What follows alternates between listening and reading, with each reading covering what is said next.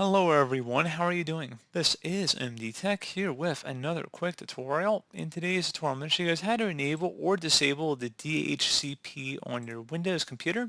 So this tutorial will apply for Windows 7, Windows 8, and Windows 10, as well as Windows 11 computers, obviously, since I am on a Windows 11 machine here. So basically, DHCP stands for Dynamic Host Configuration Protocol, and it's used to assign IP addresses to your computer basically. So that's in synopsis what it is. So we're going to go about how to either enable or disable this, and we're going to go ahead and jump straight into it. So we are going to start off by opening up the search menu, type in control panel. Best result should come back with control panel here. So go ahead and open that up. You want to set your view by to large icons, and then you want to select network and sharing center.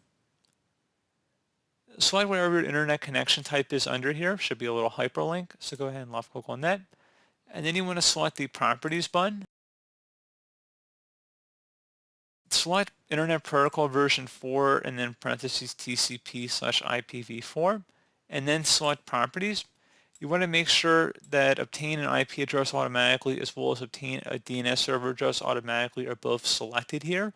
If you want to enable DHCP, if you want to disable DHCP, you would set it to use the following IP address as well as use the following DNS server address too. So you would do that if you wanted to turn it off. Otherwise, like I said, if you want to turn it on, you have to obtain an IP address automatically as well as obtaining a DNS server address automatically. And then you would select OK to save the change.